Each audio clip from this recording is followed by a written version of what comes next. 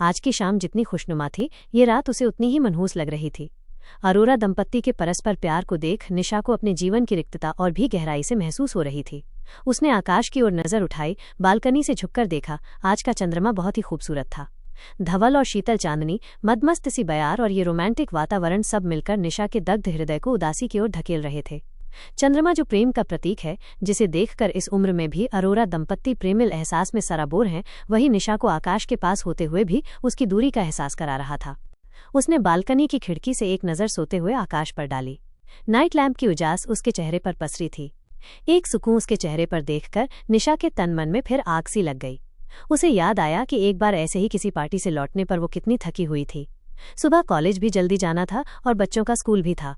उसे बहुत नींद आ रही थी, किंतु आकाश ने सोने ही नहीं दिया था। सिर्फ एक ही रट थी कि पार्टी में जो शोले भड़काए हैं, उन्हें बुझाए बिना कैसे सो जाओगी। उसने कोई प्रतिरोध नहीं किया था।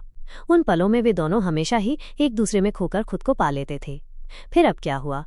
उसका मन हुआ कि झिंझोड़ कर जगा दे आकाश को। आज बहुत देर तक हाई हील्स पहनकर डांस किया था। इस समय तन से ज्यादा मन बोझिल था। पता नहीं कब उठकर वो आकाश के पास आकर लेट गई। आकाश के चेहरे को एकटक निहारते हुए उसे उस पर प्यार आने लगा। शाम की खुमारी फिर से छाने लगी।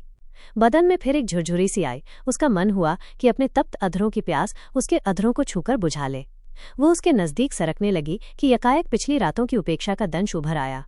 खुद के आवेग को नियंत्रित करते हुए उसने एक भरपूर नजर डाली और करवट बदल ली। चादर की सिलवटें उसके मन पर भी पड़ने लगी थीं।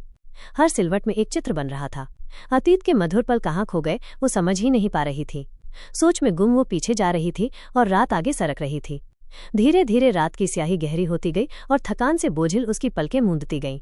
यकायक आकाश की गर्म सांसों को महसूस कर उसकी नींद खुल गई। आकाश उसके एकदम पास आ गया। उसका हाथ उसकी कमर से फिसलते हुए उसकी नाइटी की डोर तक पहुंच गया।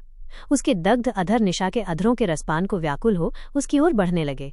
निशा की धड़कन तेज हो गई और अचानक उसे चेहरे पर तीव्र गर्मी महसूस हुई। जब ताप बर्दाश्त के बाहर हो गया, उसने अचकचाकर आंखें खोल दी। इधर उधर देखा, आकाश कहीं नहीं था। खिड़की से आती सूर्यकनियों की उजली धूप और उसके उष्ण तनमन की तपिश ही उसे झुलसा रही थी। ओह, तो ये सपना था। आज इतनी देर तक सोती रही। बहुत देर से नींद आई थी शायद। लेकिन आकाश ने भी नहीं जगाया। क्यों? एक बहुत बड़ा प्रश्न चिन्ह उसके जेहन में अंकित हो गया था।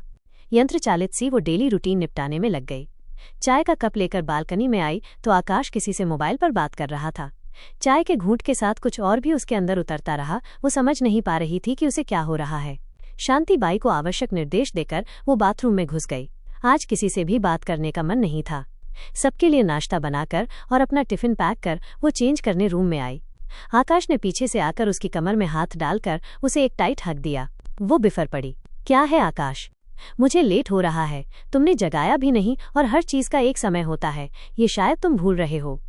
आकाश के फक पड़े चेहरे को नजरअंदाज कर वो रूम से निकली। पर्स और चाबी लेकर नाश्ता किए बिना ही घर से निकल पड़ी। कार के पहिए से भी तेज गति से उसकी सोच का पहिया उसे जिंदगी में पीछे ले जा रहा था। कुछ वर्ष पहले बच्चों की प्रतियोगी परीक्षा के समय बेटी तनावग्रस्त थी। उसे चाय, कॉफी या स्नैक्स देना हो या कि सिर्फ उसके साथ बैठकर हौसला देना हो, उन दिनों निशा बेटी के साथ कई बार रात रात भर जागी थी। आकाश नाराज हो जाता था कभी कभी। यार, बच्चे पढ़ लेंगे, हमेशा ही पढ़ते हैं, तुम उनके पास बैठकर कौन सी घुट्टी पिला दोगी। उसे पता था कि पढ़ना बच्चों को है, किंतु प्रतियोगिता के इस युग में उनका मानसिक संबल बना रहना भी जरूरी है। उसने बड़े प्यार से आकाश को समझाया था। कुछ दिनों की बात है, सब्र और इंतजार का फल हमेशा मीठा होता है। बच्चों को उज्जवल भविष्य की राह मिल जाने दो, फिर हम दोनों सेकंड हनीमून पर चलेंगे। उसकी बात सुन आकाश की आंखें रोशनी से चमक उठी थीं। सेकंड हनीमून का आइडिया अच्छा है, मुकर मत जाना बाद में। वो तो नहीं मुकरी, किंतु आकाश ही बदल गया है और ये बदलाव कोई एक दिन में नहीं आया है। कॉलेज पहुंचकर भी आज निशा अन्यमनस्क थी। वो अपने और आकाश के रिश्ते में आई इस ठंडक की वजह तलाशने की कोशिश कर रही थी। आज निशा को याद आ रहा है कि उस दौर में आकाश घर से बाहर अधिक वक्त बिताने लगे थे। शाम को घर आना भी लगभग छूट गया था। पूछने पर एक ही जवाब कि तुम्हारे पास अब मेरे लिए वक्त ही कहाँ है। आज उसके दिमाग में रह कर ये ख्याल आ रहा था कि घर से बाहर अधिक समय बिताने की आकाश की कोई खास वजह तो नहीं। आज क्लास में भी मन इधर उधर भटकता रहा। जैसे तैसे खत्म कर वो नीलम के डिपार्टमेंट में चली गई। सोचा तो था कि उससे इधर उधर की बात कर मन बहल जाएगा। बातें हुई भी इधर उधर की, किंतु लौटते समय एक नया तनाव जन्म ले चुका था। वहाँ कुछ और साथी प्राध्यापिकाएं मौजूद थीं और हॉट टॉपिक था दीक्षित सर का, जिनका एक्स्ट्रा मैरिटल अफेयर लाइमलाइट में था। वो वहाँ होकर भी जैसे कहीं और थी। उस दिन स्कूटी पर दिखी महिला उसकी नजरों के आगे घूम रही थी। एक नए शक ने जन्म ले लिया था। घर पहुंचने तक उसका खराब मूड और भी ज्यादा खराब हो गया था। उसने अपनी चाबी से लॉक खोला और सीधे रूम में जाकर कटे पेड़ की तरह बेड पर गिर पड़ी। बच्चे इस समय कोचिंग पर थे और माजी अपने रूम में टीवी देखती हुई उसके आने की प्रतीक्षा कर रही थी। जब बहुत देर तक वो रोज की तरह चाय बनाकर माजी के रूम में नहीं पहुंची, वे खुद ही उसके रूम में आ गई। उनकी आहट सुन निशा खुद को संभालते हुए उठी। थक गई हूँ, फ्रेश हो लूं जरा, कहती हुई बाथरूम में घुस गई। बेसिन में बहते पानी के साथ अपने तनाव को बहाने का निरर्थक प्रयास कर वो सूट पहनकर लिविंग रूम में आ गई। चाय पीकर माजी को टीवी देखने में व्यस्त पाकर वो पुनः रूम में आ गई। आज बेमन से डिनर लगाया, बच्चे और माजी टीवी देख रहे थे। आकाश भी फ्रेश होकर डाइनिंग टेबल पर बैठ चुका था। डिनर करते समय बच्चे और आकाश अपना दिन भर का ब्यौरा बताते रहे। उसकी चुप्पी सबने नोटिस की। माजी ने सबको ताकीद कर दी थी कि उसे तंग न किया जाए, उसकी तबीयत ठीक नहीं है। डिनर के बाद आकाश को टीवी के आगे बैठा देखकर माजी ने टोक दिया, निशा कुछ अनमनी है, देखो उसे कुछ दवाई चाहिए हो तो। निशा बेड पर अधलेटी सी थी, एक हाथ से आंखें ढक रखी थीं। आकाश ने उसका माथा छूते हुए कहा, बुखार तो नहीं है, क्या हो गया? वो उसका हाथ हटाते हुए झटके से उठ बैठी। तुम्हें क्या मतलब है, मुझे कुछ भी होता रहे, आए भी हो तो माजी के कहने से। तुम्हें अब मेरी परवाह क्यों होने लगी? मेरी जगह किसी और ने ले ली है, जाओ उसी के पास। आकाश एकदम भौचक्का सा उसे देखता रहा, फिर बोला, ये क्या कह रही हो तुम? मेरी जिंदगी में तुम्हारे सिवाय कोई और? ये सोच भी कैसे लिया तुमने? बेहतर हो कि मुझसे पूछने के बजाय खुद से पूछो। मुझे अब समझ में आया कि क्यों तुमने शाम को घर आना बंद किया, क्यों तुम्हें मेरी जरूरत नहीं रही, और क्यों। अपना दिमागी फितूर कंट्रोल करो, फालतू नहीं घूमता हूँ बाहर। देश में आई आर्थिक मंदी का असर हमारे बिजनेस पर भी होता है, शेयर्स देखने पड़ते हैं, सीए के साथ मीटिंग होती है। तुम्हें क्या पता, तुम्हारे जैसे नहीं कि कुछ घंटे गए और मोटी तनख्वाह आ गई जेब में। बिजनेस में 10 लफड़े होते हैं, किंतु तुम्हें क्या मतलब मेरी परेशानी से? उसकी बात काटकर आकाश भी गुस्से से चिल्लाकर बोला, अच्छा मैं मुफ्त का वेतन नहीं लेती हूँ, कॉलेज की नौकरी आजकल कितनी मुश्किल हो गई है, उस पर घर की जिम्मेदारी से एक स्त्री मुक्त नहीं हो सकती। बिजनेस पहले भी करते थे, तब मेरे लिए टाइम था, अब क्यों नहीं? मुझे अवॉइड करने लगे हो क्या? मुझे समझ में नहीं आता। इस आरोप से आकाश एकदम परास्त सा महसूस करते हुए धीरे से उसे मनाने की कोशिश करता हुआ बोला, तुम्हें क्यों अवॉइड करूंगा मैं? ऐसा होता तो क्या कल पार्टी में तुम्हारे साथ एंजॉय करता। I love you and only you. कभी कभी ज्यादा वर्क के प्रेशर से थक जाता हूँ, और अब हम उम्र के उस पड़ाव पर हैं जहाँ एक दूसरे को समझने की जरूरत है। अब इस उम्र में कौन दूसरी मिलेगी मुझे?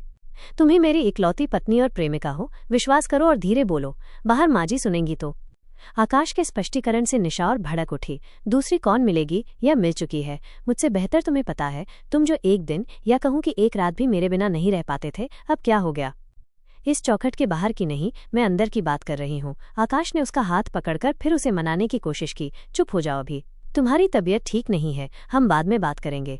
बाद में क्यों? मुझे आज अभी और इसी वक्त जवाब चाहिए कि वो कौन है जिसकी वजह से तुम मुझसे दूर रहने की कोशिश करते हो। बोलते हुए निशा की आवाज गुस्से में तेज होती गई। आकाश उसे धीरे बोलने की गुजारिश करते हुए अपनी सफाई देने की कोशिश करता रहा। इतने दिनों से जब्त भावनाएं जब बांध तोड़कर उमड़ी तो उसमें अतृप्ति, आक्रोश, शक और अपनी उपेक्षा से उपजे तनाव के साथ उसके आंसू भी शामिल हो गए। उसे होश नहीं रहा कि कब उनका प्यार और आपसी समझ इन शब्दबाणों से घायल हो पीछे दुबक गए और गुस्से, क्षोभ और शर्म की आवाजें दरवाजों की सीमा से बाहर निकल गईं। निशा हतप्रभ थी, उसने खुद को इतना असहाय कभी महसूस नहीं किया था। पति के किसी और के साथ होने की कल्पना मात्र से वो बेचैन थी। शक जब तक मन में हो खुद को व्यथित करता है, जब जाहिर हो जाता है तो खुद का यकीन बनकर दूसरे को व्यथित करता है।